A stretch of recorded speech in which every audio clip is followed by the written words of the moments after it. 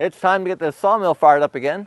Over the winter, my buddy gave me 3 white oak logs. There's a big split in one of them over there, but I'll just take that into account when I'm cutting them up. I did seal the ends, and they've been sitting here for quite some time. During the springtime storms, a maple tree at the end of my road took out my power lines, but my neighbor cut that into a 10-foot length, so I'm going to collect that one as well. And another friend of mine during different storms had a big cherry tree fall over his driveway and got 2 big 10-foot lengths out of that. So I need to round everything up, take it to my buddy James's house, and we'll cut them over there. It's not a great time of year to cut down trees. Springtime, you've got a lot of sugars in the wood while the trees are kind of promoting growth. And when you're cutting them into lumber, all that sugar in the wood, it's attractive to bugs. But no one's ever going to refuse a nice maple or a nice cherry log because it was cut down at the wrong time of year. So I'm not too concerned about it. I dry it in the barn behind me, and there's a lot of other trees around, and I think that's probably more attractive than drying lumber. So let's talk quality here for a second. I'm not sure if a professional would deal with any of these logs. The maple log itself has a twist as it's going along. I don't know if you can see it, but it looks like it's rotating to the right. Well, that will reduce the quality of the lumber, but if you're using short pieces, it'll be fine. The cherry logs, they all have a bit of a curve in them, and they were cut to 10-foot long. So somebody said the best way to make a curved piece of wood flat is to cut it in half. So my sawmill, about the minimum I can take on that is about a 7-foot log because of the squaring jigs.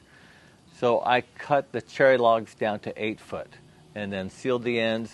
And so next time we go to cut, we're going to cut the cherry logs. Unfortunately, not this one. But we also have some post oak, some white oak called post oak. And it had a kind of an interesting end or coloring to it. So kind of interested to see what that turns out like.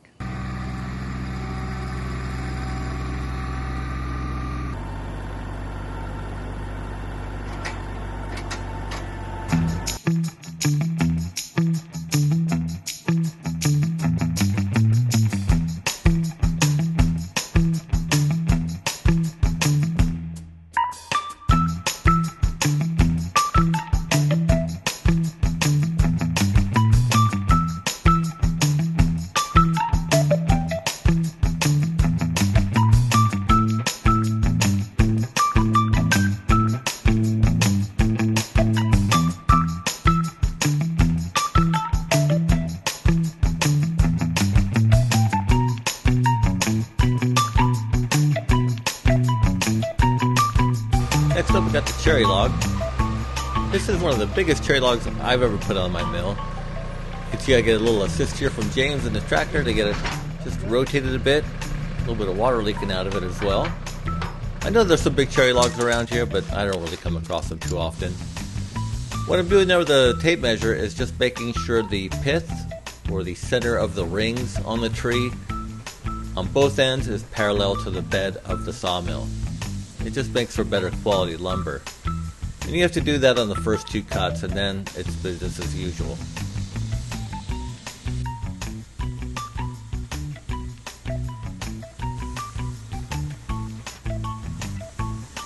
Get it rotated one more time,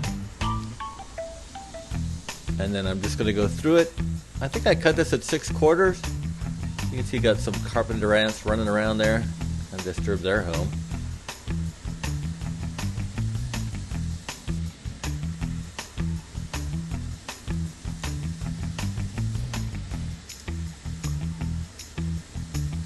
On my next to the last cut, and you will see here in a moment, my squaring jig is just up a little bit, and I'm about to run into it.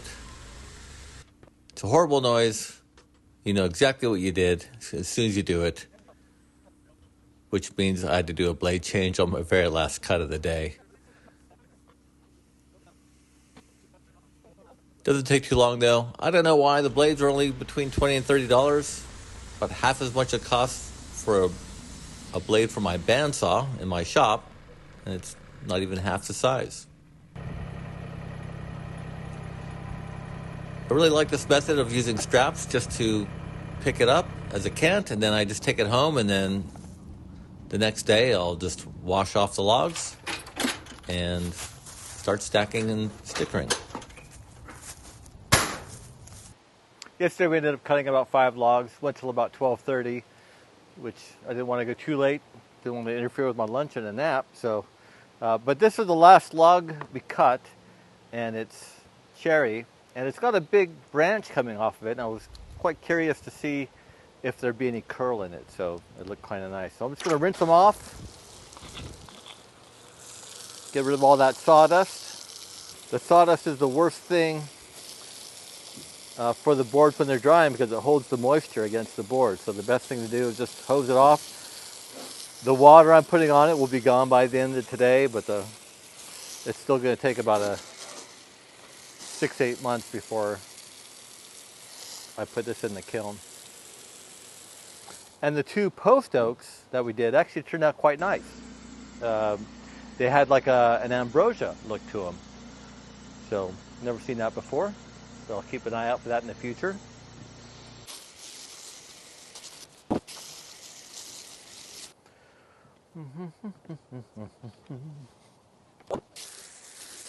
I did leave one live edge onto these. Just, I thought it might look nice. And there is some nice figuring here.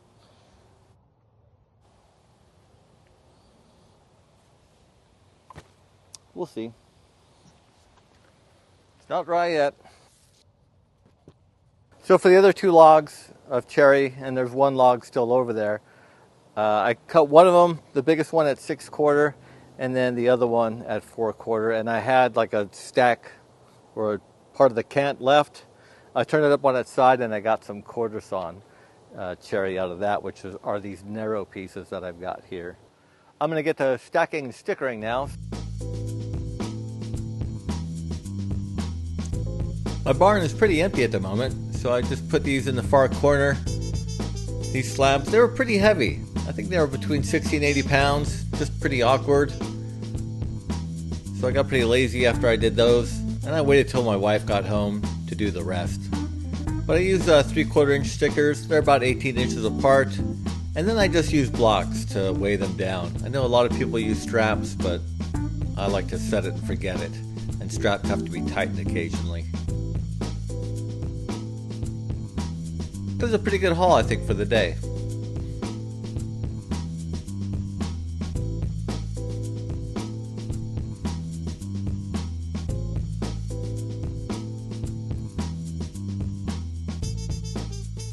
Thanks for watching. If you have any questions, list them down below, and we'll see you next time.